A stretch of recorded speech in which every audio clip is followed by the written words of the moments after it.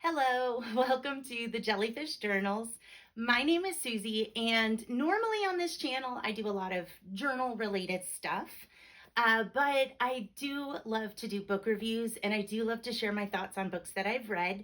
So my hope is to start making quicker book reviews, more honest book reviews. I'm trying something new by putting my lovely giant pillow back here so that I can hopefully be more relaxed and feel more myself and not feel like everything is so staged. I think that's what I was feeling before. I'm being joined today by Pillow Bubba. Um, Sadly, Real Bubba is now living with my daughter in her new apartment. It is her cat, and so I knew this day would come. I knew there would be a day where he would not be here with us, but I had this made for her when she moved into her dorm last year. And since she has the real thing now, she did not need this anymore. And so he is going to chill out back here and just kind of hang out because he really would lay up there normally.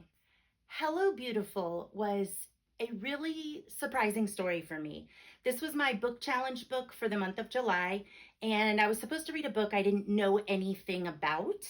I found this book, I think, at a yard sale for like $1. The cover is gorgeous. Yes, guilty. I buy books based on their cover, based on their spine, and based on their title. They don't have to have all three. That's six. Hi. They don't have to have all three things going for them, but any of those three will catch my eye. And a stupid title will get me to put down a book faster than I don't even know what's fast. Then I don't know. I should be good at this. I've been teaching similes to my third graders, but anyway, I don't like books with stupid titles. Hello Beautiful was truly a beautiful story. You've got this couple that falls in love, and she's got a few sisters. I read this a while ago, so I'm kind of going off memory here, but she's got a few sisters, and just kind of over the course of their lives, there are some relationship dynamics that start to change. I would say truly, I think the guy in the story is kind of the main character. At least he's the one that stuck out for me the most. So I highly recommend this book. I loved it. It's staying on my shelf for sure. Another book that was kind of a surprising 5 stars for me was In the Lives of Puppets by TJ Klune. I've read a couple of his other books. I'm not really interested in his wolf song, heart song, whatever, with the wolves. I don't know. Those don't interest me so much, but um, In the Lives of Puppets is super bizarre. You've got basically, as far as I understood it, it takes place in the future or in some other alternate universe. But basically, there are robots everywhere. Humans don't exist anymore. And one of these robots has sort of a paternal instinct in him and creates a human. I believe he created him. And now you've got this one human living in this world of robots. And something tragic happens, and this one human and some of the robots are forced to go on this journey to right some wrongs. There were parts of it that were a little weird and hard to understand, but I laughed. This book was truly funny. One of the robots, I shouldn't even say one of the robots, a couple of the robots that this human grew up with, the dynamic is just hysterical. And I've said this about some other authors, I think Frederick Backman, but TJ Klune is really good at writing dialogue. He's so good at writing just interactions between people and I guess people and robots. His stuff's just really fun to read. In the thriller First Lie Wins, the main character has been taught how to be a convincing liar. The book is kind of about these con artists and the cons that they've pulled in the past. And kind of like what I was just saying about the TJ Klune book, it's about righting a wrong. And so it's kind of the main character in this story has to pull the ultimate con job in order to set a lot of things right that she has done in the past. I gave this book 4 stars. I really liked it. There were parts that were a little bit confusing. Sometimes people come up with such elaborate plans that my head just can't wrap around it. I think it was a good book. It's not a thriller I would recommend, jump and recommend for people. I think it was another yard sale find ages ago. One of the audiobooks that I enjoyed recently was Their Double Lives. And this was kind of an interesting book about um, this lady who is a waitress, and I think her dog is really sick, but she's short on money, and she receives this note to, hey, if you slip some poison into this guy's cup at the restaurant where you work, then I will send you all this money and you can take care of your dog or whatever. So she agrees to do it because she's desperate. She loves her dog. She's only her and her dog, right? So she decides she's going to go ahead and go through with it. But when she goes to do it, it turns out it's the only guy she's ever loved in her life. And she hasn't seen him in years, and he's a lot different now, and he's with somebody else. And so she does find it difficult to poison this guy who had her heart years ago. I recommend this book. I thought it was really kind of cool, just thinking about how you could go through your whole life and you're kind of on one track to do things that work for you or things you need to do. But at the same time, other people are also on their tracks to do things they need to do that work for them too. And how sometimes those tracks or paths convene and cross over with each other. And when that happens, it might cause one or both of you to become diverted. So an interesting story. I liked it. All right, I finally finished Arabian Nights. It took me the entire summer to read this book.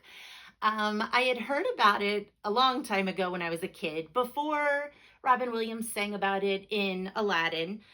The story follows Scheherazade, who has voluntarily agreed to marry the Sultan. And this is kind of a big deal because he has been murdering his wives every night or every morning. So in the very beginning of the story, you find out the Sultan's wife cheated on him, and I guess his brother's wife also cheated on him. And so he's kind of sworn off women. He's kind of like, nope, not doing it. I don't want anything to do with women. You can't trust him for nothing. All right. So he basically decides he wants to be married. So he's going to marry a wife and then do whatever. And then the next morning he's going to kill her because she's not worth keeping. So they're running out of women for the Sultan to marry, and Scheherazade, who is a fabulous storyteller, decides she's going to do it. She'll take the hit for the team. And she does that, and when she marries him that night before they go to bed, she starts telling him a story. And he wants to hear how the story ends. So she tells him, no, I'll finish that story tomorrow. And so he lets her live so that he can hear the rest of the story the next day. And this keeps going on and on and on. And that's where the 1001 Arabian Nights comes from. She does this for years, where she tells him a story every night and then continues the story the next day, always leaving him kind of wanting more of what she's telling. And this is where you get Sinbad the Sailor from, and Ali Baba and the 40 Thieves. And the stories, some of the stories are a story within a story within a story. So Scheherazade tells the story about this character.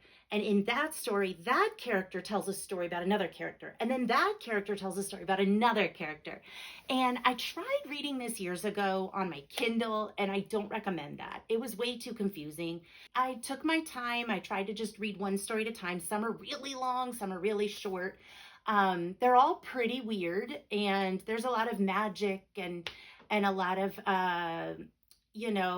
betrayal and things like that in there. There's some violence, nothing like what we might read today. I don't want to say how it ends. You probably know. It's easy enough to Google. It's been around forever, but I liked it. I gave it 4 stars, mostly because some of the stories are really long. But if you kind of keep in the back of your head that she has to find ways to stretch these stories because it's saving her life, then it's a fabulous book.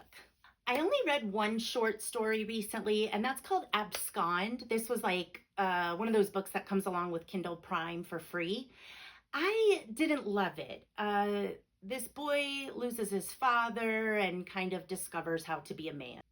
It was okay. It just wasn't my thing. The writing didn't do it for me. I probably won't read much else by this author, to be honest. The book that surprised me the most this month was The Spell Shop. So I started listening to this on audiobook, and to be honest, I'm not much of a fantasy reader. However, the book is gorgeous. Remember I said I'm a cover girl. The book, well, that didn't come out right. Easy, breezy, beautiful.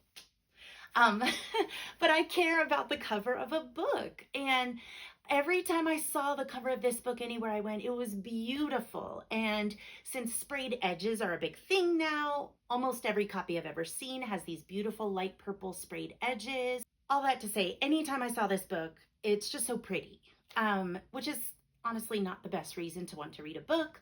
But I read the back cover, and it's kind of this like adventure fantasy, not like wars and battles and all that stuff that seems to be like a big deal. So anyway, I decided I was going to give it a try on audiobook before I bought a book just because it was pretty. So I started listening to it on audiobook, and I was really bummed. I was like 20 minutes from finishing the end of this book, and I guess I thought I could return it the day it was due, but Libby like snatched it back that morning before I had a chance to finish like the last 20 minutes or whatever. So thankfully, since I'd gotten that far in the book, I knew I loved it already, and I had just bought it at Target. It was on sale, so I finished reading it, and I just loved it. It was such like a sweet, cute story, which if you're a thriller reader like I am, you read a lot of dark stuff. And so sometimes it's like a nice palate cleanser just to read something where people are happy and supportive and exactly who they seem to be. So this is about a librarian whose library is burning down, so she has to escape, and she does something illegal. She steals some of the books. She doesn't steal them for herself. She is worried they will burn, and so her heart's in the right place. She wants to take care of these books, which who doesn't love that, right? So she finds this little island, I think it's an island, this little place, and decides to start living there. And while she's there, she finds she needs food and she needs things. And so she decides to open up these spell books that she took with her, again, highly illegal, and try out some of the spells, which is also highly illegal. So while she's trying to avoid people because she doesn't want to get caught for breaking the law, she ends up meeting people. And it's really this cute story about how this little community just comes together, and how she gets scooped up and becomes a part of it. There is a second book. I don't think it's about the same characters as far as like, I don't think it continues her story. I think it's about different characters in that same community. But since I bought Spell Shop in paperback, I'm going to wait for that one to come out in paperback. Also, it has beautiful, I think, aqua sprayed edges or teal or whatever. So I am super excited. I will definitely be reading that when that comes out. White Mulberry was a book that I got on Amazon Prime on my Kindle. And I really do love reading stories based in Asia. And this one was really interesting. It's a historical fiction. The main character is born in Korea at a time when Japan is kind of snubbing its nose at Korea. It is historical fiction. It is based on a time in history when Japan was taking over a lot of things. This young Korean girl has to move to Japan, and she basically has to hide her Korean identity. So she changes her name a little bit, and she learns Japanese. And it's kind of this interesting idea because you always hear about racism in America. I never really thought about it in other countries. And so there are a couple situations arise where people find out she's not Japanese, they find out she's Korean, and she is fired from her job or kicked out of the school or whatever it is. They don't want anything to do with her. And so the story is about how she is just trying to survive. Um, she can't go back to Korea. I think there's nothing there for her, if I remember right. But her heart wants to be back there. It's just not safe. If I found this book in a print copy, like at a used bookstore or something, I would absolutely buy this book. I would love to have this on my shelf. And the cover, hello, the cover is gorgeous. So a lot of you, when I read Demon Copperhead last year, a lot of you recommended the Poisonwood Bible by Barbara Kingsolver. And you guys hit it out of the park. This book, wow, this book was unbelievable. So you've got this family, this dad, a wife, and I think it's 3 daughters. I'm trying to remember now. 3 daughters, and he basically moves them to Africa to become missionaries. And it's about how are they making it work there? How are they becoming a part of the community in this little village they decide to move to? And the dad is uber like very hardcore religious, and it was a really interesting thing how instead of getting to know the people first and earning their trust and developing a dialogue with them, he's kind of trying to force religion down their throats. Now, I will say, I just got back from church. I love God. I love Jesus. But I just don't think that's the right approach. I don't think that does anything beneficial for anybody. So while the dad's kind of in his own bubble, like trying to force his faith on people, the mom and the daughters are learning how to live here. They're learning how to make the food, and they're learning about the kind of terrors of living in Africa.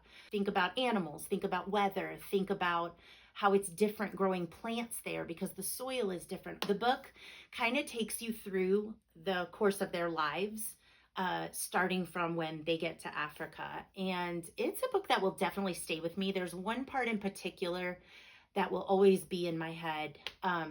There were things that happened in there that I had to look online. I had to Google. I had to dig up and find out.